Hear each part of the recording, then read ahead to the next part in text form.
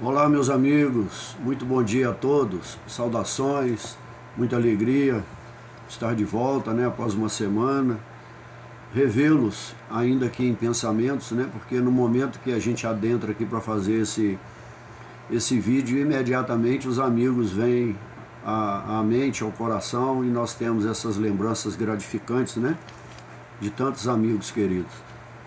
Então, para darmos continuidade no estudo do nosso livro Caminho, Verdade e Vida, psicografado por Chico Xavier, pelo Espírito de Emmanuel, nós vamos já hoje para a lição 93.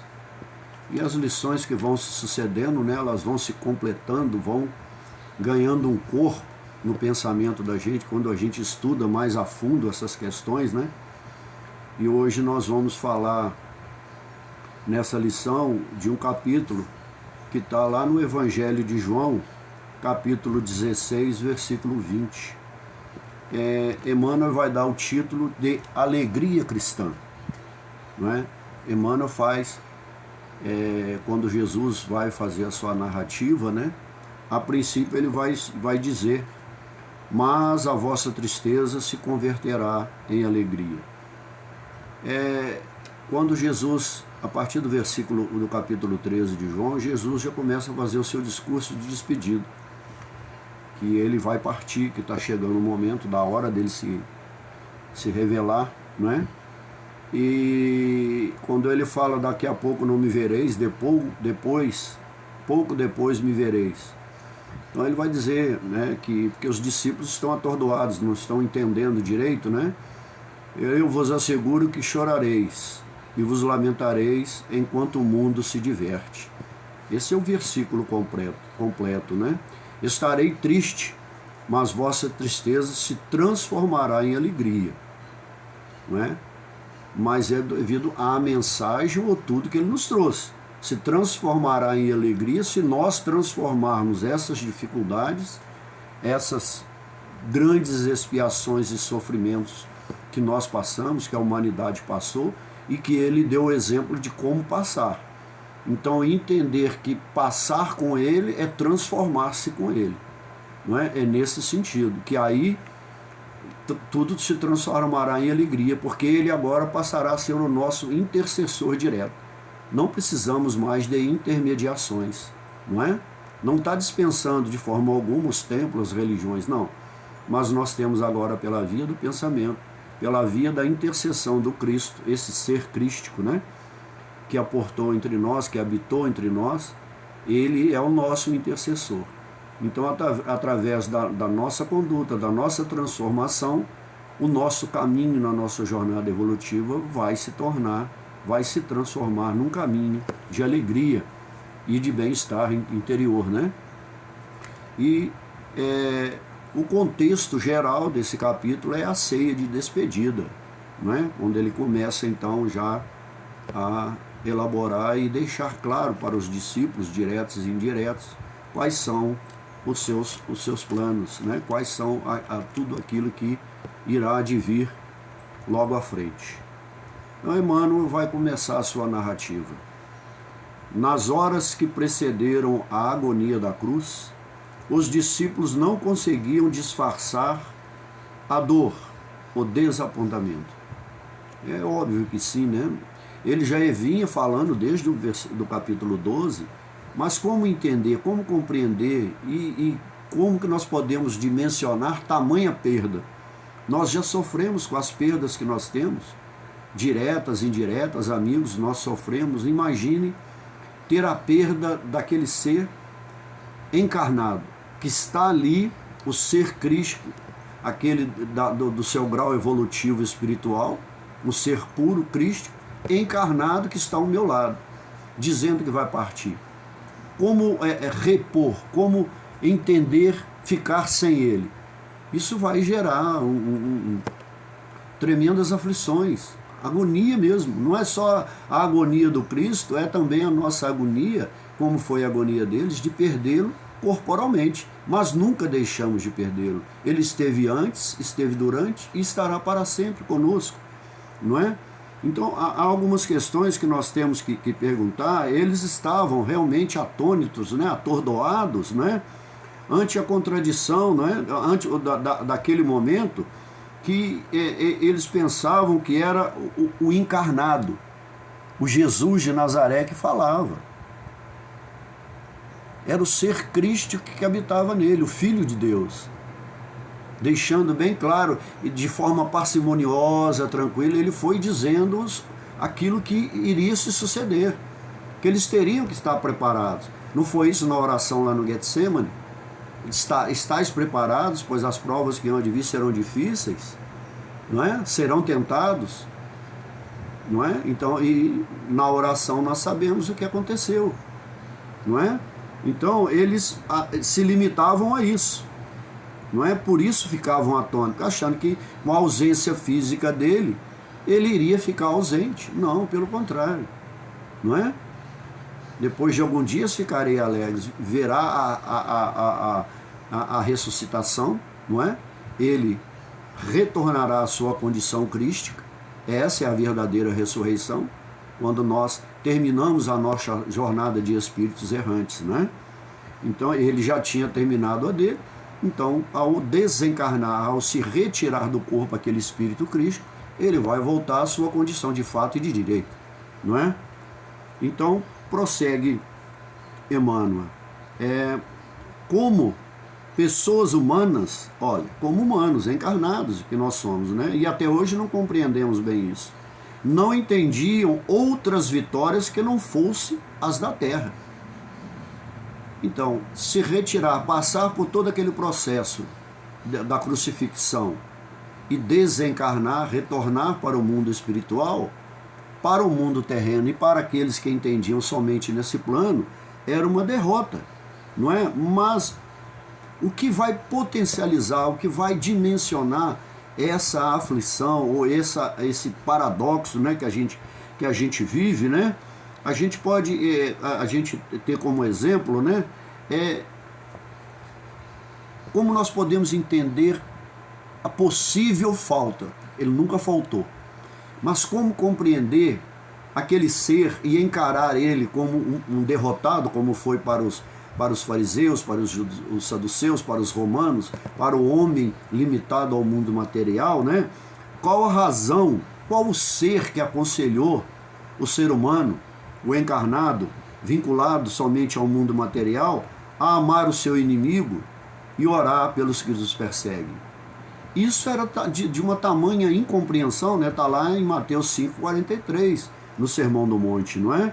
Então, como ficar ou como compreender um ser de tamanha evolução, de tamanha envergadura moral, intelectual e espiritual, não é? Então é um conjunto de perdas de um ser tão pleno em si mesmos que ficaram atônitos, e nós estamos atônitos, ainda perdidos e desequilibrados até hoje, não é?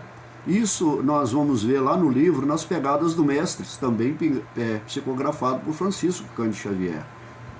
Então, prossegue Emmanuel na sua leitura. Mas Jesus, com vigorosa serenidade, exortava-os, ou seja, os advertia.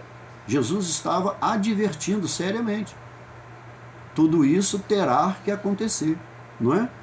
Na verdade vos digo, que vós chorareis e vos lamentareis. O mundo se alegrará, o mundo, o plano físico, o mundo que o rejeitou, não é? Vai se alegrar. Aquele que quis mudar o status quo do mundo material foi derrotado. É isso que o mundo entendia, mas não foi derrotado. Será que foi? Não é? Nós podemos derrotá-lo dentro de nós mesmos, não é? E vós estarei triste, mas a vossa tristeza se converterá em alegria, não é? Ou seja, cada experiência que nós temos, elas são exatamente aquilo que são e aquilo que deve ser. Cada um de nós passamos por essas experiências, né? Mas os nossos companheiros, aqueles que estão conosco, e Jesus compreendia isso, eles também são o quê? O que são.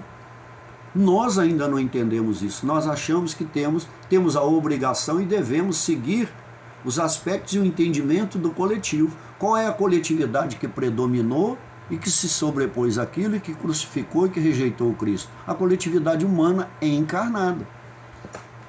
Mas quem sabe que a vida continua e o Espírito dele sempre esteve em nós e sempre estará, não entenderá como uma derrota. Mas cada um tem a sua forma de entendimento, né? Esse entendimento nós buscamos lá no livro Fonte Viva. São aspectos que nós temos, que tem detalhes mínimos, que se nós explorarmos e refletirmos sobre isso, nós vamos poder então dimensionar qual a falta, como imaginar aqueles irmãos simples daquela época, mas já eram espíritos preparados para enfrentar aquilo. Nós não temos como dimensionar a dificuldade deles em entender esse processo da partida, não é? Então, vamos seguir. Então, o mundo, né, vai se alegrar, o mundo que rejeitou, o mundo que é o contraponto, né, que é contraproducente à pedagogia, à psicologia e à espiritualidade do Cristo, o mundo se alegra porque eles choram, né? Mas o que a gente tem que entender é que isto não implica, mas de forma alguma, que seguir Jesus, que seguir as suas orientações, que segui-lo em espírito e verdade, né, não é sinônimo de sofrer. Não, ele não está dizendo e afirmando isso de forma alguma. Segui-lo não é sofrer, segui-lo é renovar-se, é reajustar o caminho, é reeducar-se para a jornada do caminho da verdade e da vida. E a sua pedagogia e o que ele vai trazer, como está no próprio capítulo 14, 15 e 16, o valedor, aquele que nos indicará o caminho, não é? Então nós temos o suporte suficiente para enfrentar as dificuldades e cada um vai dimensionar o seu sofrimento. Vai depender da nossa capacidade de perseverança, não é? Então, não é em hipótese nenhuma seguir o Cristo, ser cristão, né? É sinônimo de sofrer, não é? De forma alguma. Através de séculos, viu-se no Evangelho um conjunto de notícias dolorosas. Um Salvador abnegado e puro, conduzido ao madeiro, destinado aos infames. Discípulos debandados, perseguições sem conta, martírios e lágrimas para todos os seguidores. Não é? Martírios e lágrimas.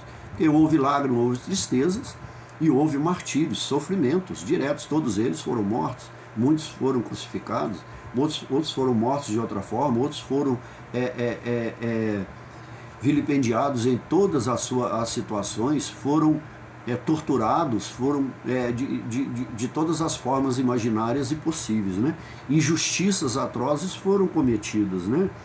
Então, as ações do Cristo, a gente tem que entender, elas não operam de forma alguma e elas nunca estiveram à revelia, né, vamos dizer assim, dos nossos critérios humanos. Não, Jesus não ia fazer isso, né? Agir à revelia, deixando que nós ficássemos perdidos nessas situações e nessas dificuldades, né? E de nossa limitação humana. Ele tinha, além desses critérios, ele tinha a perfeita noção, não é? Sua, avaliativa, da nossa capacidade e da nossa extrema e ainda limitada razão, que estava ainda num processo de evolução, como dizia Paulo, não é? Os estágios, quando ele fala, quando eu era criança, falava como criança, pensava como criança, raciocinava como criança. Esse era o estágio da humanidade naquela época. A nossa razão ainda não discernia com perfeição e ainda não tinha o sentimento do amor suficiente para discernir com essas características, não é? Então, o seu amor, o amor do Cristo, né? Ele sobrepuja, ele ultrapassa, ele sobrepõe todas as lógicas humanas. Por isso que mesmo os seus seguidores não compreenderam, não é? Tamanha a envergadura, né, dos seus ensinos, não é? Daquilo que ele veio colocar para nós, da lógica, o seu amor sobrepuja toda a lógica. Olha, e atributos. Porque nós não tínhamos como qualificar, como adjetivar as suas atitudes. Tamanho o seu amor por nós, não é? Então, e os seus atributos, não é? As suas qualificações, nunca, em hipótese alguma, e até hoje, né? Ela não se reduz e nunca se reduziu aos padrões humanos, porque ele veio trazer para nós algo além do padrão humano que estava debilitado, havia sido corrompido por nós mesmos. Então ele veio refazer o caminho com outros padrões, padrões mais elevados, nutridos e vitalizados pelo princípio do amor, que estava sendo esquecido. E será que hoje já esse princípio, esse amor pelo próximo já está revigorado? Então são questões que nós temos que nos perguntar, né? Então, esses discípulos, quando fala em debandada, quando fala essas questões do martírio, né, são as oportunidades, né, imprescindíveis ao aprendizado. Ou seja, todas as controvérsias, todas as dificuldades, todas as vicissitudes, os obstáculos, são justamente a oportunidade de colocarmos essa fé no sentido de confiar na sua proposta, na sua pedagogia e nos seus ensinos renovadores. Então, essas são as oportunidades de nós crescermos nesse processo, não é? Que nós devemos realizar em nós, primeiro em nós, e depois distribuirmos, dispensarmos isso ao nosso semelhante, porque na medida que nós vamos aprendendo, nós vamos também e devemos realizar, comprovar isso, né, em ações concretas, em nós, mas para fazer o quê? Qual é a prática? Servir com boa vontade, não porque está sofrendo, para obter uma troca, não, é a espontaneidade de servir com boa vontade. Então, no livro Abrigo, também psicografado por Francisco Cândido Xavier, nós temos lá uma colocação magnífica que diz assim: a experiência humana ainda, olha, é um conjunto de fortes atribulações que costumam multiplicar-se à medida que se nos eleve a compreensão, porque vai se abrindo. Aquele campo estreito da nossa compreensão, ele vai se abrindo e nós vamos enxergando, nós vamos visualizando quão grande é a necessidade de nós nos transformarmos. E às vezes nós desistimos, nos enfraquecemos, mas a boa vontade é aquela que move a vela do nosso barco na direção do caminho da luz, não é? Então, se nós nos empreendermos realmente com esse objetivo de realizar, quanto mais nós compreendermos, não é que vamos ter mais sofrimentos, nós vamos compreender melhor que a solução é superar, mas não com os mesmos mecanismos daquela época. O mecanismo e a pedagogia é a do amor, é a transformação primeiro em mim, para que eu possa contribuir para o meu semelhante também, sem julgá-lo, para que ele também se transforme, não é? Então, no entanto, essa pesada bagagem de sofrimentos constitui os alicerces de uma vida superior, olha, repleta de paz e de alegria. Ou seja, depois de todas as dificuldades, depois do enfrentamento, depois das tempestades, vai vir a bonança. Então eu tenho que desenvolver uma compreensão em mim para que eu tenha uma lógica equilibrada e racional, para que eu possa me dirigir dentro de ondas e de tempestades e eu chegar então, eu sair desse mar revolto e pegar aquele mar suave, aquela brisa, que é o caminho da evolução, que vai estar mais fácil para nós enfrentarmos. Ainda teremos muitos mares e estradas a caminhar? Sim, mas será com menos dificuldade, né? E nós aprendemos no livro Palavras de Vida Eterna, e que para isso, né, nós precisamos de uma fé, dessa fé que seja conjugada, em primeiro lugar, com a humildade. E para ter a humildade, nós temos que ter a fé do Cristo, e não a fé em. Faz parte ter a fé em Cristo, mas nós temos que buscar, para superar como Ele, ter a fé que Ele tinha. Esse é o objetivo nosso. Dizer que tem fé e que acredita nele é fácil, mas e conquistar o mesmo padrão de fé que ele tinha, visto que ele era um com o Pai? Não é? Então, porque ele é aquele que quanto mais fé ele tinha em Deus, quanto mais ele confiava no Pai, então aquele que tem essa humildade, que entende a sua posição em relação ao Cristo e em relação a Deus, né? Aquele que a possui, ele deposita mais fé em quem? Em Deus ou nele? Quanto mais nós possuímos a fé, mais acreditamos, mais nós ficamos preenchidos de fé. Porque o Cristo já tem o seu padrão de fé. Então nós temos que confiar em Deus como ele confiou. Então nós temos que nos preencher dessa confiança em Deus como ele depositava sua fé plena em Deus. Ele afirmou que veio fazer a vontade do Pai, não é? E não a dele. Então, botando essa fé em Deus e no Cristo, buscando essa fé com o Cristo, não é? Nós estamos... Qual é o caminho da humildade? É quando um homem entende que ele não pode colocar essa fé e essa confiança em si mesmo. Eu não tenho capacidade de fazer essa jornada sozinho. Eu estou a caminho. É isso que eu entendo. Não é? E é isso que a doutrina espírita nos ensina. E é isso que a essência do cristianismo crístico, não é? O Cristo interno que vive em nós, nos ensina, não é? Porque nós somos criatura.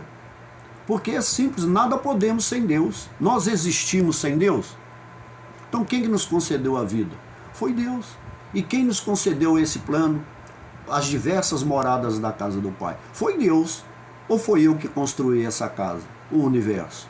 Tudo que não é obra do homem é obra do Criador, não é? Então segue Emmanuel. No entanto, essa bagagem de sofrimentos, né, constitui alicerces de uma vida superior, repleta de paz, olha, e alegria. Então, olha o que ele está falando, bagagem de sofrimentos. Cada um tem a sua bagagem, o seu alforje, simbolizado na sua cruz, que ele mandou cada um pegar a sua e segui-lo, não é? Então, se nós compreendermos isso, nós sempre vamos entender que ele no entanto, essa bagagem, ele sempre asseverou e ele sempre afirmou que não há, não houve, não há e não haverá, né, privilégios na terra em nome do Evangelho. Esse é o grande problema. Nós achamos que a boa nova, o Evangelho, e quando nós colocamos o Cristo como instituição, nós achamos que a partir daí, por pertencermos a uma instituição, nós vamos obter privilégios. E aí que é o grande engano. Vamos trilhar no caminho da ilusão. Devemos e podemos pertencer a qualquer instituição. Todas elas que transformam o homem para o bem são boas.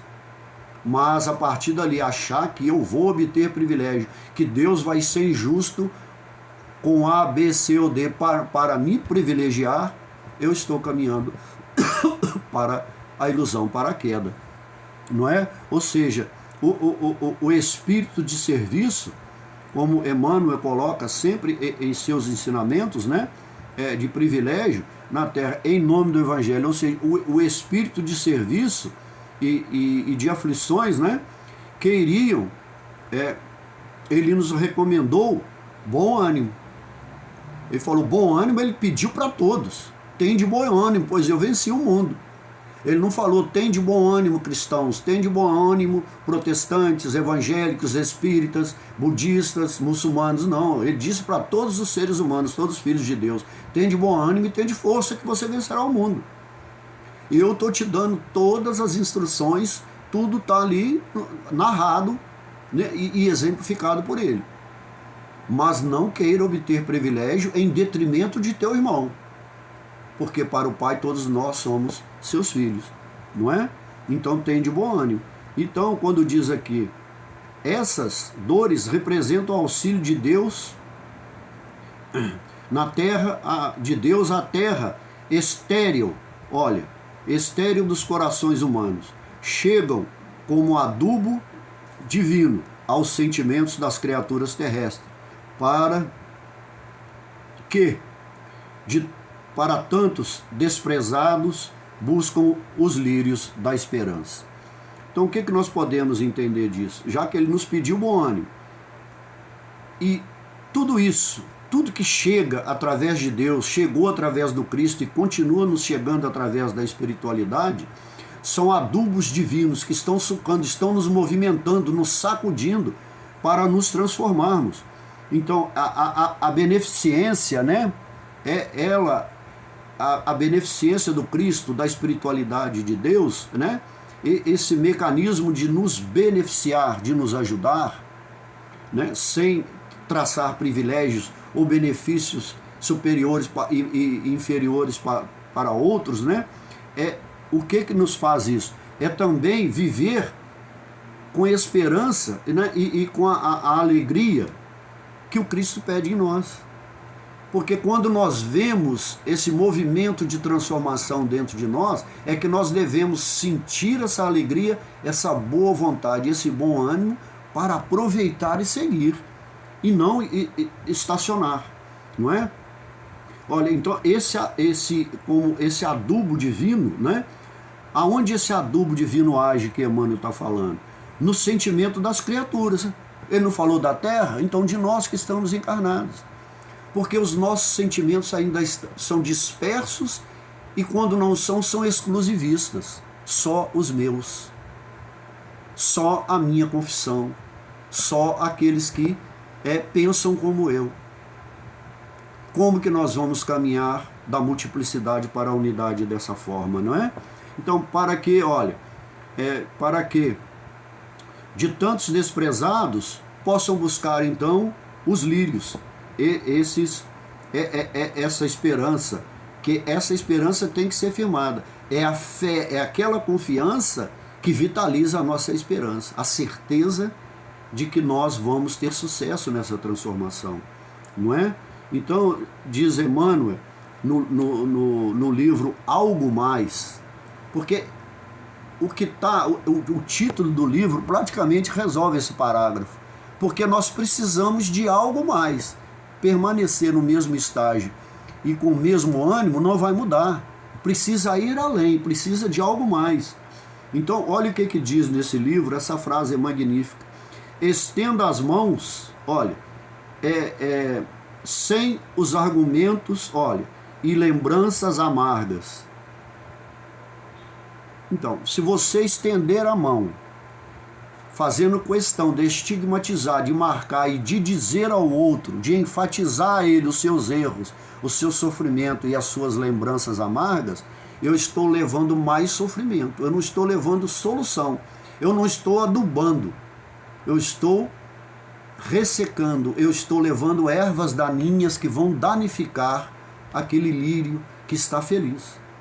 Então eu tenho que ter bom ânimo, é ter otimismo nesse processo de transformação, não é? Então levar essas lembranças infelizes no caminho do outro. Nós temos que ser facilitadores e não complicadores do caminho alheio, para que outros também não sejam para nós. Porque Cristo foi um facilitador, aquele que veio, aquele como João aplainou o caminho para a sua encarnação, ele estava aplainando, tirando os obstáculos para o nosso caminho na nossa jornada espiritual. Ele não coloca dificuldade e obstáculos, mas nós temos que aprender com ele. Então segue Emmanuel.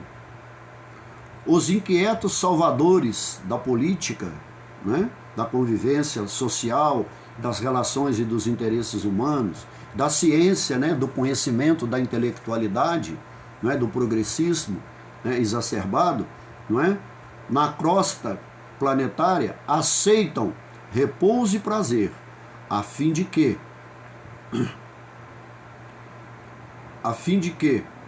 o espírito chore depois por tempo indeterminado, atirado aos desvarios, aos desvãos sombrios da consciência, ferida pelas atitudes criminosas. Ou seja, é tudo aquilo que a gente foge do caminho da trilha, que nós recebemos o adubo divino. Nós putrificamos aquele adubo. Nós não conservamos dentro de onde? Dentro do nosso coração. Então, o que Emmanuel está dizendo, a lavoura, né? A lavoura divina não possui de forma alguma privilégio. Nós precisamos enriquecer esse adubo de quê? De fraternidade. Ser fraterno é entender e compreender o outro como irmão e tentar construir esse amor uns pelos outros, não é?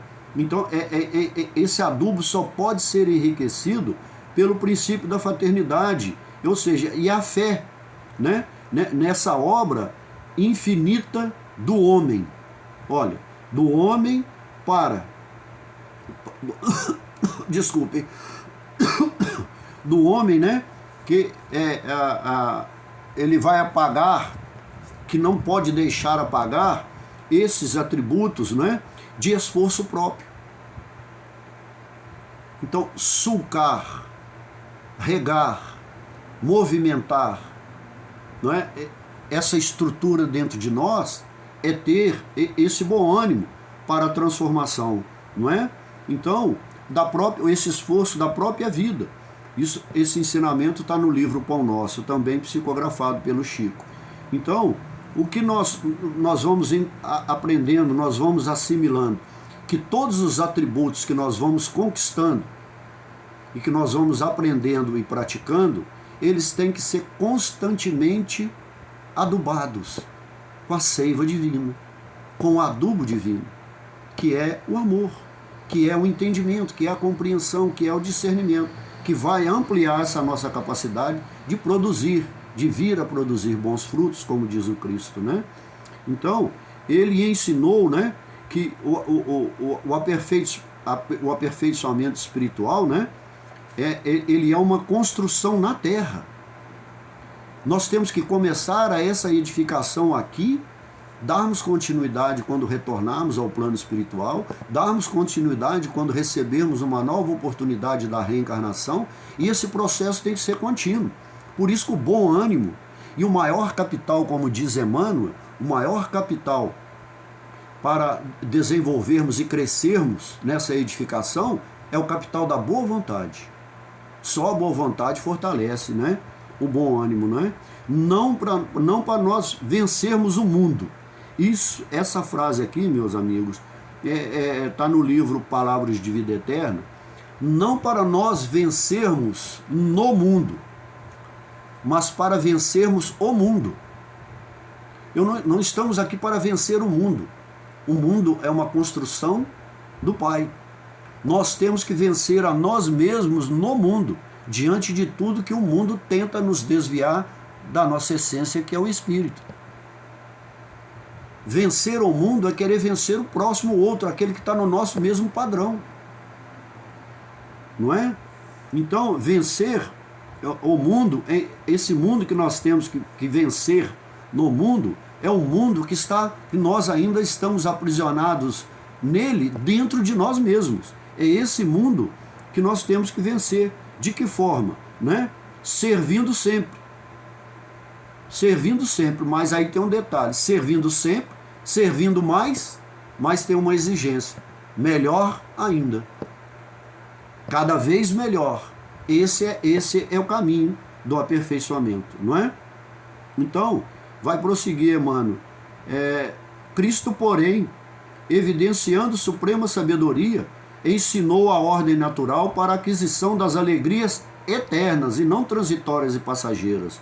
Olha, eterna, demonstrando que fornecer caprichos satisfeitos, né, sem advertência e medida às criaturas do mundo no presente estado evolutivo é depor substâncias perigosas em mãos infantis, porque nós não vamos saber o que fazer com aquilo. Então tudo, o adubo divino é dosado perfeitamente, não é, para cada um. Então a escola da caridade, né, o que o Cristo está nos ensinando e o que Emmanuel está dizendo aqui, a melhor escola para esse trabalho, para essa evolução, é a escola da caridade, é a escola da fraternidade, é a escola da compreensão, da misericórdia, da compaixão, da compreensão, não é?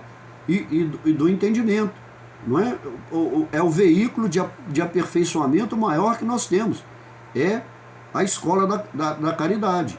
Esse aperfeiçoamento, acima de tudo, e das nossas realizações, né?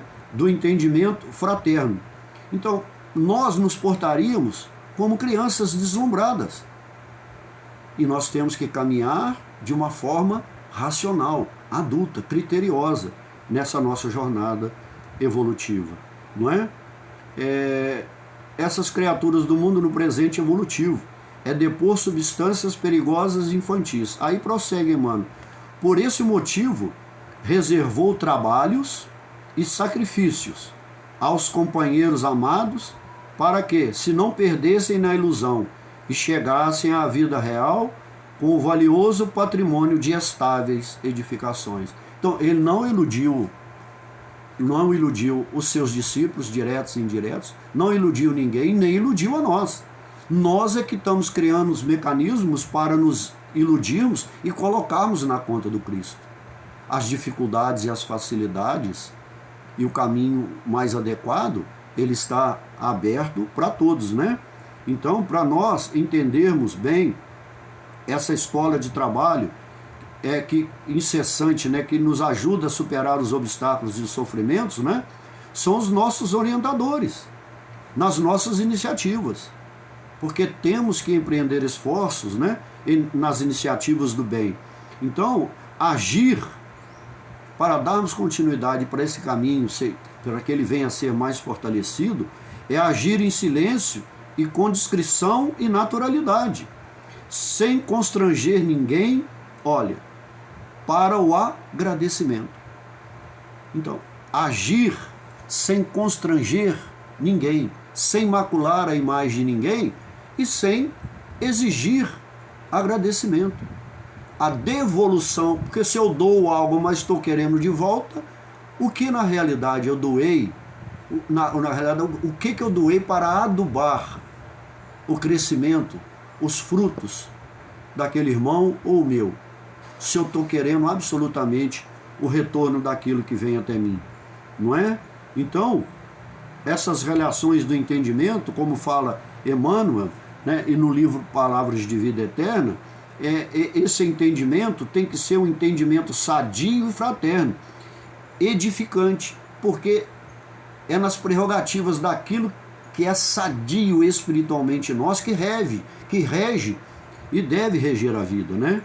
Então, ele delegou trabalhos para todos. Ele não falou para o discípulo preferido que ele poderia descansar. Não, todos ele atribuiu trabalho. Trabalho dignificante, regenerador, reformador do pensamento humano. Essa é a escola do trabalho da misericórdia que o Pai nos ensinou, né? Nos obstáculos e sofrimentos, são os nossos orientadores, não é? Então, agindo dessa forma, nós vamos compreender que deve ser um processo natural agir no bem. Porque se não for natural, nós vamos levar constrangimento, sofrimento, não é? Ao outro, não é? Então, eis porque a alegria cristã não consta de prazeres da inconsciência, não é? Da inconsciência, mas de sublime certeza de que todas as dores são caminhos para júbilos imortais, ou seja, para a eternidade. Quando Cristo, né, vamos dizer assim, ele enunciou que no mundo nós teríamos tribulações, né?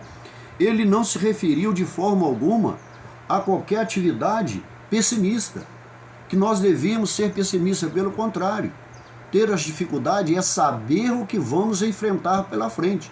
Ele não escondia, ele deixava claro esses obstáculos, que seriam difíceis de serem ultrapassados, não por ele mesmo, mas pela vontade que nós deveríamos ter para ultrapassar, não é? Então, né, ele se referiu não ao pessimismo, né, existencial, em razão do processo evolutivo que nós estagiamos no plano físico. Então ele deu a medida para cada um, por isso que ele não cobrou mais de ninguém, além daquilo que nós poderíamos. Ele não ensinou além, mas também não cobrou além daquilo que nós poderíamos e que nós devemos fazer, não é? Então, quando o Emmanuel encerra aqui, nos caminhos de júbilos imortais, não é? Então ele nos ensinou a ser otimistas, mas acima de tudo, realistas. Não ultrapassarmos o campo da razão nesse processo evolutivo que nós estamos estagiando. Então, no livro Psicologia da Gratidão, de Joana de Ângeles, nós vamos a uma colocação magnífica que nós encerramos aqui então esse estudo de hoje, agradecendo a todos vocês, para que nós possamos refletir durante o dia, durante a semana, ou, por assim dizer, quando nós acharmos que devemos, né? Joana de Anjos nos ensina lá, essa questão, no livro Psicologia da Gratidão e no livro Vida, psicografado por Francisco Cândido Xavier. Em matéria de fraquezas, nenhum de nós pode medir a própria resistência, entendendo que Deus nos confere ampla liberdade na experiência, infundindo-nos ao mesmo tempo a luz da tolerância como princípio inalienável em nosso processo de autoaperfeiçoamento e educação. Então, sabendo e dimensionando a nossa capacidade, o percentual evolutivo de cada um, a capacidade compreensiva de cada um, Deus nos concedeu e o Cristo nos concedeu a medida certa para que cada um pudesse se fortalecer, se vitalizar, ser adubado pelo amor de Jesus em nossos corações e aí trabalharmos em prol do nosso crescimento, trabalhando também em prol para o crescimento da humanidade, para que juntos possamos ser um só na direção do Pai. Meus amigos, muito obrigado. Eu desejo a vocês um final de dia pleno, com muita saúde e muita paz.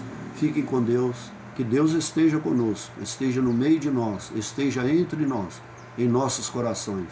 Um abraço a todos, fiquem com o Pai, com o Cristo, com toda a espiritualidade de luz que possa nos envolver toda a humanidade, encarnada e desencarnada, todas as moradas do Pai. Que assim seja.